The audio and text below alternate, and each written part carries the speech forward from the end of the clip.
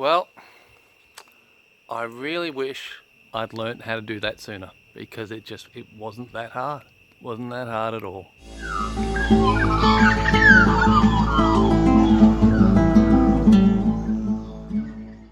In a previous video, like a couple of videos ago, I made a saw sharpening clamp. While I love Japanese saws, modern Japanese saws, they're fabulous.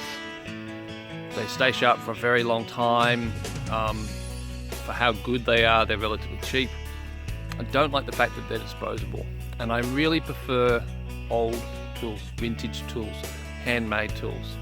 This is the first time I'm sharpening a saw. And when I say a saw, not just a Japanese saw, but any saw. So this is not a video where I'm purporting to know what I'm doing, let alone be an expert. And a lot of the guidance that I've got from this video is some stuff I've read from a couple of books, and where I've basically taken stuff from Western saw sharpening from some videos by Paul Sellers. Ooh, coffee. Can I have it over here, please? Excellent coffee. And the other thing I want to mention is that I'm hoping that I can interest some of you in vintage blacksmith-made older style saws. Well, one, because I love them, I hope other people will as well. Two is I have some that I have more than I need, so if I'm hoping to sell a few. And the same for things like the feather files and the saw setting hammers and such. If you guys aren't interesting, Sarah's making faces at me. You're so annoying. Yep, it's okay. Thank you for the coffee. Hope they didn't see this in hectic here. No. Alright, now what am I doing? So this video, I'm going to be sharpening a saw for the first time, and hopefully I'm going to be showing myself and you that it's not that hard. So according to Paul Sellers' video, the first thing you need to do is just dress the top of the points, and that's taking a flat file and just filing across the points to get the teeth all the same height. Once you've done that, then you start shaping the teeth, grinding the teeth back, so that the flat points that you've just put on the top of the teeth, you now take off. And on some teeth, it's only going to be a little bit that you're removing, whereas on other teeth, it's going to be a fair bit.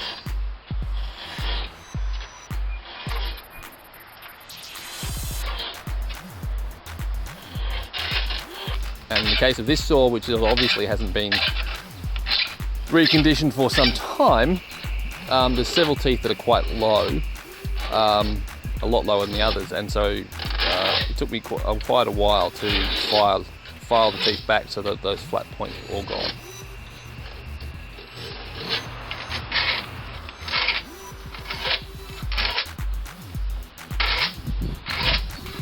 This little anvil I've got has got a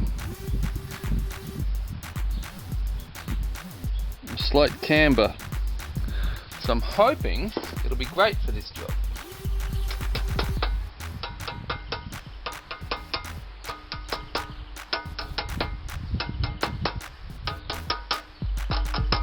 Like, I don't know how you do small teeth.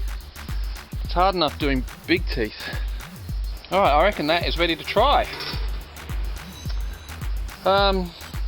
So let's get a piece of wood and give it a go. This is Californian redwood, which is, you know, a soft wood. Right, where's the handle? There's the handle. Okay.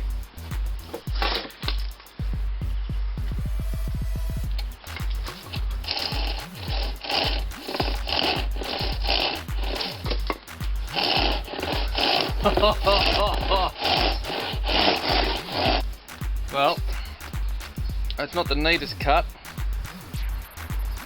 but it's working.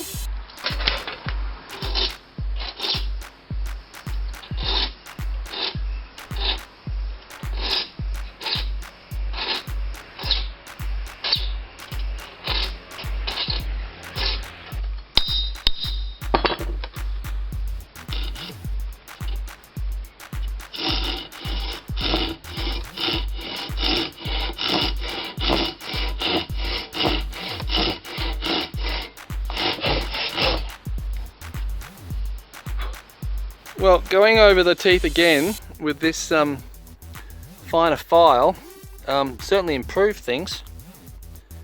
It's not straight. It was straight, and then I think I went awry here when I changed angles of cut. But that's pretty good. It certainly felt a lot better. I think I might need to work on the set maybe as well. But for an old saw with a kink, I'm pretty pleased for my first sharpening job. Well, second sharpening job. First saw that I've sharpened. Well, that wasn't that hard. And the real thing is, I wish I'd learned how to do that sooner because, well, geez, that saw that I've had, that I sharpened just then, I've had that for years and years and years and haven't been able to use it because, well, it was blunt as. So, like I mentioned at the start of the video, one of the reasons that I'm doing this is so that I can sell some of the blacksmith-made saws that I've got and some of the files and the saw setting hammers and so on. I'm really hoping that some people will be interested in this because it's something I'd like to share with people, particularly the larger saws, like the milling saws, the ripping saws, the bougt, and the large crosscut katabas, because just like the hewing, that is an activity which I would much rather be doing with people than just by myself. If someone sees this video and is interested in it, I can get them a bougt, we can sharpen it, and then we can get milling by hand, because it'd be fun to be crazy with someone else rather than just me being nuts and doing things the hard way. But on that end, the next saws that I'll be sharpening will be that big crosscut batava and the bougt, because I have got some willow and poplar logs that I want to mill by hand, or to rip down by hand. To do that, there's a couple other things that I've got to make, including a sawyer's vise. And if you're interested in those, then make sure you hit the subscribe button and the little bell notification so that when I produce the video, you'll get notified by it. And those videos, they're not going to be the next videos by any means. So there might be a few bee videos and gold prospect videos and maybe some agricultural stuff before that comes out. So if you're interested in that sort of stuff, you get to watch it too. But if you're not, we'll just skip over it until you see saw sharpening on my bougt or kataba or milling by hand or something in the title. So yeah, hope you enjoy, and I'll see you online. And look, if you're someone who knows what you're doing when it comes to saw sharpening and you see things that I'm doing wrong, please put it in the comments, because I want to do it better. Obviously, there are other people who want to learn, who would like your expert knowledge as well. And part of what I'm doing with these videos is trying to encourage people and offering them a place to give them confidence to learn, because if I'd had that confidence about how what I now know is relatively easy just to sharpen a rip saw, crosscut's a bit different, I haven't done a crosscut yet, then I would have done it years ago. So yeah.